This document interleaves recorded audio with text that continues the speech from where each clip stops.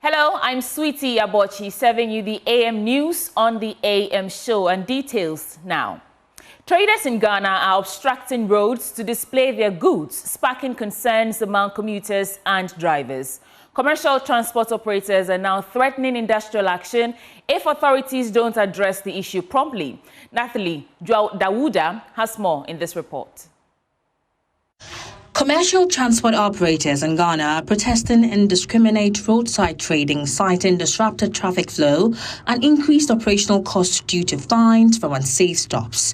They threaten industrial action if authorities don't act, referencing Regulation 117 of LI 2180. Samuel Amwa is the Deputy PRO of GPRTU. We commercial transport operators are gathered here today to express our deep concern about the indiscriminate trading on roads and pavements. Despite the Road Traffic Regulation 2012 LI 2180, which clearly prohibits such activities, traders continue to encroach on our roads, posing safety risk and disrupting traffic flow. We urge the Ghana Police Service and the government to enforce the law and take decisive action against traders who flout these regulations. If meaningful action is not taken, we will be forced to take drastic measures. On May 19, 2025, we will park our vehicles in protest. Some drivers are frustrated with roadside trading, but are also urging the government to provide alternative spaces for traders if they are relocated from the roads. As a driver, in fact, this thing is disturbing us and it's causing harm also to us. So we want the government or the authorities to come in and to drive the traders out of the walkway and the lorry parks or the bus stops. Yeah, they are Ghanaians. So we are suggesting to the authorities that as far as they are going to sack them, they should find a place for them. The La Paz Traders Association is forming a task force to monitor trading activities. Shadrach Bingpong is the chairman of the association. But all in all, we are doing our best, to keep the people back. Now we have taken initiative that in the evening, we have a kind of task force that will be going around to check all these things in order for drivers to get access, free flow of the road. Commercial transport operators in Ghana remain hopeful that relevant stakeholders will intervene swiftly to help curb the menace. For Joy News, Nathalie Dawuda reports. The devastating impact of climate change continues to be felt in the northern parts of the country, threatening food security, pushing many into poverty and hunger. Civil society organizations are drumming home the impact, urging the government to implement policies that align with Sustainable Development Goals and Africa's Agenda 2063. Executive Director of Northern Patriots in Research and Advocacy, Bismarck Adongo Ayorogo, disclosed this after calling on the Minister in charge of Climate Change and Sustainability, Seidu Isifu, in Accra. Here's more.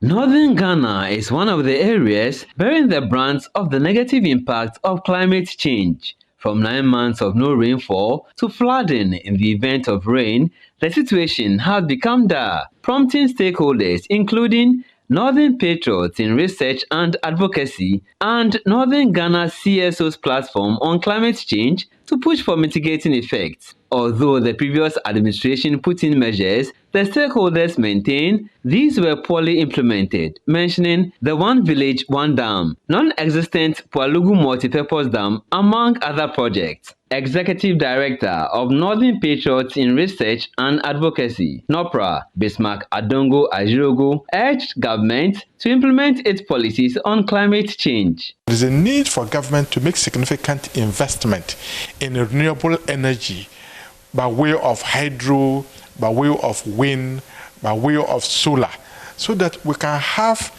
mechanized borehole or solar-powered or wind-powered or hydro-powered irrigation to support the people in northern Ghana to engage in dry season farming so that they'll be able to make significant contribution to agricultural productivity, food security, create jobs, and ultimately reduce poverty and hunger that are more pronounced in the northern part of the country. One area of concern is livestock farming, which Executive Director of Sajinang Impact, Alima Bawa, believes needs attention. First form of savings for women or farmers in the northern area is in livestock. For the 9 months that they sit at home, they are into livestock rearing. And at the time that the rains begin, that they're about to start to crop, they sell off these livestock to access tractor services and other crop inputs. And so they need to be empowered to continue to rear on a larger scale, even if we can support them with community level pens, so they can keep these livestock more healthy, housed, and they can be able to increase their productivity. Chief Executive Officer of Global Media Foundation, Raphael Godlab-Ahenu, says there is the need to make healthcare climate change resilient. So we're talking about health infrastructure. How can we make it a climate smart infrastructure?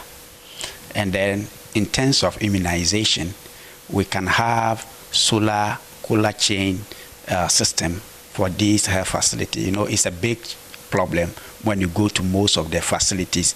They don't have this cold chain facility to store the vaccines. So how do we make sure as a country that when we are looking at climate change, we are also looking at the health system to make it more climate smart, resilient, to help promote the quality healthcare system that we want to provide to the people. Meanwhile, Minister of State in charge of climate change and sustainability, Seydou Isifu, says addressing climate change impact remains a priority as government plans to build a sustainability hub. We're planning to have a climate and sustainability hub. That sustainability hub is going to give leadership in the fight against climate change in our country and within the sub-region. Our intention is to have a world-class research center in that hub. We have capacity building unit in that hub. We have the climate think tanks who will assist us to generate ideas, bankable ideas that can bring money into our country. Okay? We have a climate finance unit as well. So that this idea of firefighting, because if you look at what is happening now, everybody is doing whatever he wants. How do we coordinate this effort? The CSOs will be happy if government could fast-track the implementation of the 5-year strategic plan in renewable energy.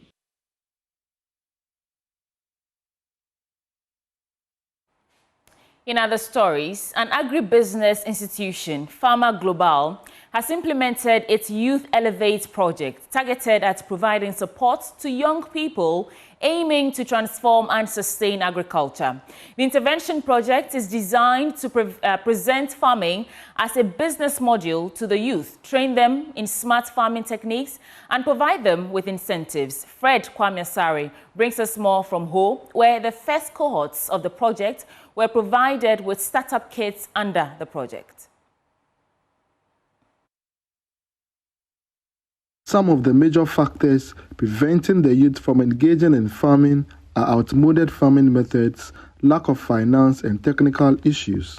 It is also perceived farming is uneconomic and inefficient to sustain lives, hence young people tend to migrate to bigger cities in search of greener pastures. In this vein, Pharma Global developed the Youth Elevate project aiming to change the narrative and make farming attractive to young people. The project, being implemented in 4 districts in the Volta region, is targeted at training some 5,000 young people in smart practices in crop, fishing, and livestock farming. The first cohorts of the project were presented with startup kits consisting of farming inputs. We want them to be the new school farmers who farm as a business, taking into consideration financial literacy as part of our key training deliverables, and more importantly, getting them oriented towards, value addition. So as part of our program, we promote value addition. They're going beyond the raw materials of the processing. So for those who are into the rice production, for instance, we are encouraging them to go beyond just the production into processing. Connect them with the other processing plants for them to process, and then help them to come up with brands that sell, that add value, so that they can. The Home Municipal Chief Executive, Stephen Adum, lauded the initiative and shed light on his objective to enhance agriculture in his jurisdiction. During my confirmation as the MC of the municipality, I indicated that I will make agriculture very, very important in our municipality. Wow. And I mean it. I mean it. I am not joking. I'm a very active man, and I think that is the way to go. The Volta Regional Agricultural Director, William Jamepe, entreated the beneficiaries to put the kits to good use.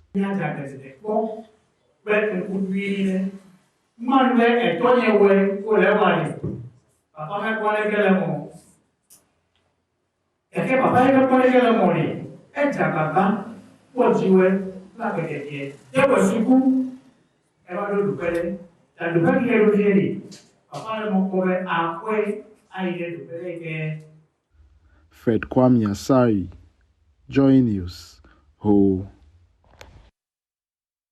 Moving on, gender dynamics remain a key concern in STEM education, with calls for greater female participation. Professor Georgina Odro, head of sociology and anthropology at UCC, says raising awareness among STEM facilitators is crucial to addressing barriers such as domestic responsibilities that hinder female involvement. She's calling for targeted policies to sustain girls' interest in STEM. And Abigail Isel-Nkrumah reports. STEM education has become an attractive sector over the years, prompting calls for enhanced training for stakeholders as well as investment opportunities. The head of the Sociology and Anthropology department at the University of Cape Coast, Professor Georgina Odro, explains the significance of a workshop organized for STEM educators in the commended Negwa-for-Abre municipality and address gender challenges in STEM education. So we do know that we have gender subjects, and when it comes to subjects like STEM, comparatively, it is male-dominated, science and maths. So in this workshop, the education office is trying to get on board more girls. But then if the girls can be involved, then the teachers who are teaching them need to be quite aware of some of the gender dynamics and underpinnings which prevent girls from being in science. And now we have more women coming into medicine, which is good. But then the issue is when it comes to climbing, the consultancies, the specializations, this is also where we see women, dropping.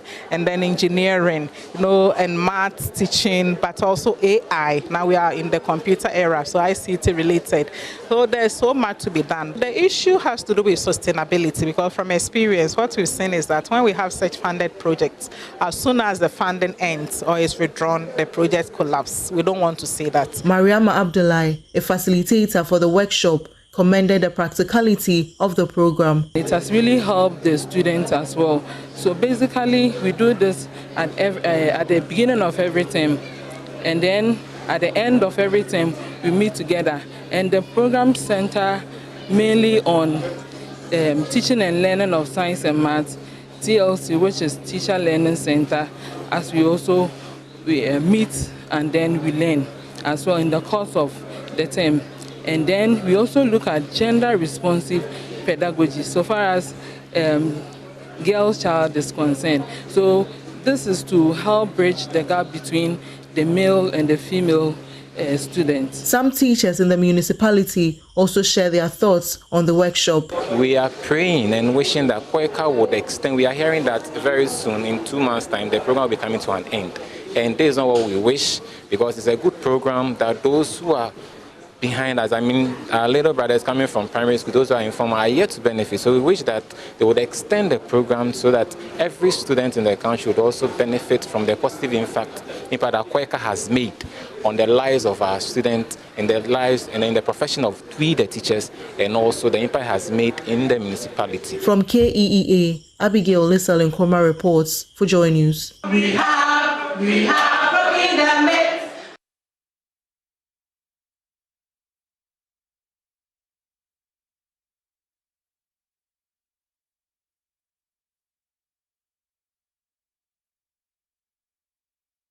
From the University of Cape Coast, let's go to the Upper West region now, where residents are eager to welcome President John Dramani Mahama on his first official visit since winning the December 2024 elections. As he arrives tomorrow for his thank you tour, key concerns on their wish list include fixing the deplorable Techiman-Bole-Wa Road, tackling high food prices, addressing unemployment, and elevating the Wa municipality to metropolitan status. Joy News' Upper West Regional Correspondent Rafiq Salam reports from Wa.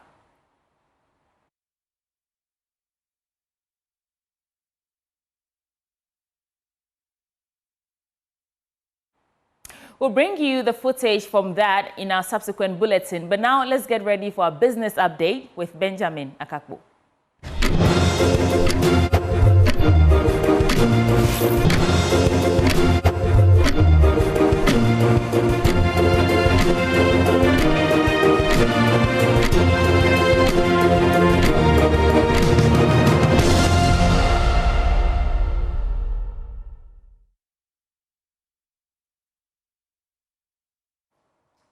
It's time now for our business updates. We start straight off with our currency market.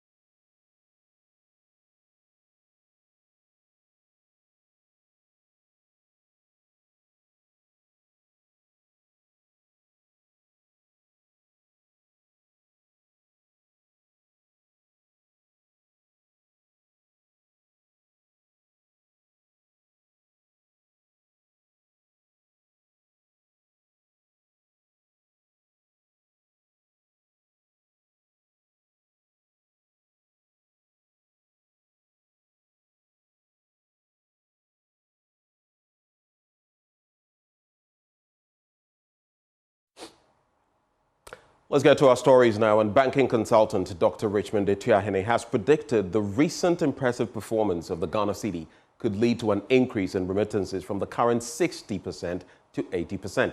According to Dr. Etuahene, a stable and strong cedi makes it more attractive for Ghanaians living abroad to send money back home, as they can get more value for their foreign currency. He spoke to Joy Business.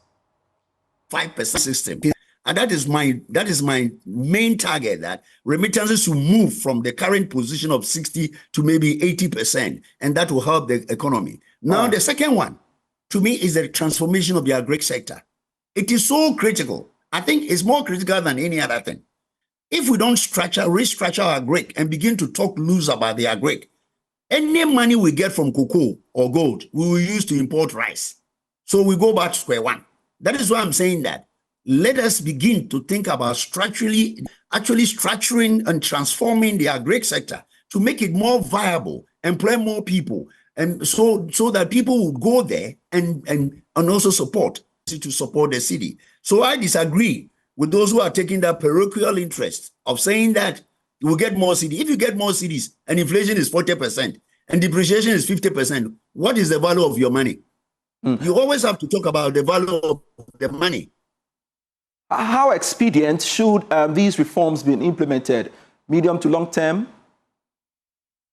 Yeah, I said the targets like remittances, for instance, is now and then. And I'm being told, reliably informed, and from the data I receive, I think we are moving on the right trajectory. I mean, I think we have moved from the 50% we used to collect some years ago. I'm told it's now about 60 to 70%. And I expect them to go to the Bangladeshi model, where you can collect as much as 95% through the banking system. And that is my main target, that remittances will move from the current position of 60 to maybe 80%, and that will help the economy. Now, President John Mahama has given the firm assurance that he will work hard to stabilize the energy sector, including clearing the huge debts. He has also maintained that the economy will be high on his list. The president disclosed this during the town hall meeting with business leaders at the Africa CEO Summit in Abidjan in Ivory Coast. I think that the environment got a bit toxic. I don't know for what reason. Government did not seem to prioritize the sector. And so there was a lot of disinvestment. They had little squabbles with all the oil investors. For instance, with tallow, there was a squabble over taxes. And I think that, it was something that they could have resolved. Tallow went into arbitration and won the arbitration before we came into office. And so on the rest of the issues left to that were in dispute, we are sitting with Tallow and we're resolving them. And I think that that's the way it should go. Oil and gas, oil is in transition. And so, everybody who has any assets should be pumping like there's no tomorrow. And so, I would lay a red carpet to anybody who wants to drill and pump oil to do so. Because, in the next decade, 2 decades, I think that the world would have made a transition to renewables. So the environment was toxic. E&I had a dispute with another local company. Government took the side of the local company and asked that they should unitize. And a dispute occurred. E&I was held in contempt. They had to move all their expatriate management to Côte d'Ivoire for several years. And so we saw a decline in production of about 7% annually. And so oil and gas is down, but investor confidence has come back. New commitments are being made to produce more gas and oil. Talk about some of those commitments that you are getting at this point.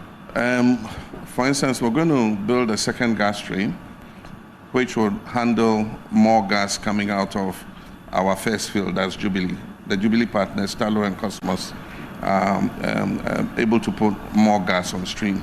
And so we need a second gas stream to handle that because our current plant in the Trouble cannot handle the extra gas. And then E&I are back and they are drilling again. And the early signals are that we might find considerable quantities of oil and gas. And when that happens, we're using our gas entirely to produce power. And so we have a gas to power policy. Well, speaking of the power sector, let's check out what oil and other major commodities are trading for today.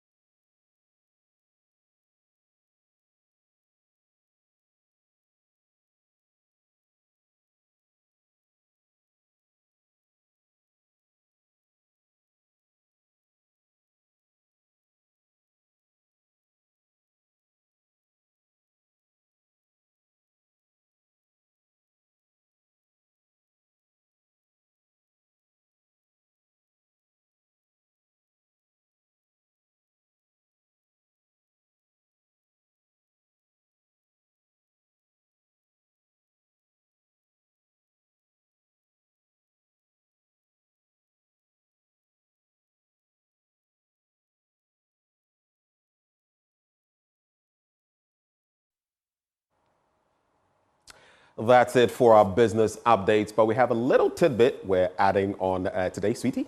Yes, that wraps up the AM News Bulletin, but recall that story from the Upper West region and how people are excited for the president's first official visit since winning the December 2024 election. Well, that's the report now, and we'll come back later with a news review segment. There are myriad of challenges in the Upper West region who the people would like President John Dramani Mahama to address during his tour. Key among them is the deplorable nature of roads in the region and then also the cost of living. Cynthia Yabua is a petty trader and owns a shop at the Wa Central Business District located on the Jerry John Rawlings Street. One major challenge she wishes President John Dramani Mahama to address is the deplorable Tachimanambole Solowa Highway, otherwise known as N12. He should look at our road for us. From Kumasi to Wa, the road is very bad, very bad. You go and come and you'll be feeling pains, your waist, body pains, you will feel all the pains. So we beg him, he should look at that road for us. We were bumped into by this man, believed to be in his late 60s. He told us that he was already prepared to welcome the president to the region, soon as his NDC campaign T-shirt worn beneath his long sleeve cloth shirt. Me, I'm ready to welcome him all the time. You are ready to welcome him all the time. All That's the why time. you are wearing this NDC shirt. Yeah. So what do you want the president to do for the people of Upper West? To construct the road from Wenchi to Hamela. Asphalt. Okay. Asphalt. Asphalt. You don't want bitumen surface. You want asphalt. Go tell Sapele. It says you to my jump, potholes. Full of potholes. Everywhere potholes. Hey, my uncle, come and save gas. Save us from the wicked popular people. Though a bigger portion of the road is in the Savannah region, its biggest commuters are from the Upper West region, which connects the region to the southern Gulf of the country, particularly Bono East and Asante regions. Vehicle mechanic at the World Magazine, Haruna Peaceman, praised the government for the appreciation of the cedi against the US dollar and the reduction of fuel prices at the pumps. For the fuel side, 100%. Because at first we used to buy them high price, but now it's down. He, however, wants the president to fix the deplorable roads in the one municipality. From Kohimune to Magazine, and that place is not fine. And even inside the magazine, we're supposed to have like roads. It's not tight. So when it's rain, so the place is bazaar. It was rumored in the run-up to the 2024 general elections that what was elevated to the status of a metropolitan assembly. It however turned to be an election gimmick intended to woo global voters. Tricycle operator Jimba wants the president to address what he called the failed promise of the previous MPP administration. They say that before a region can get a metropolitan level, it's due to the highly populated rate. And as you can see, Upper West here, our population is encouraging. And one thing we should also admit is that like our educational system is also rising as well. So due to that, it can help us to achieve it. The issue of cost of living, by extension, cost of food at the markets came to the fore.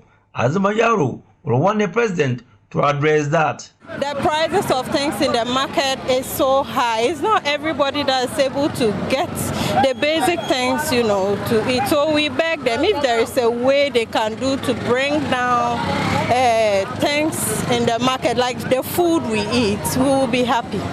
For these two university students, they want a change in the name of their university and complete all stalled development projects at the university. The name is too long. What's the name of your school? It's SDD Roads. Simon Diedon Dombo University of Business and Integrated Development Studies. Yes. And one more horse.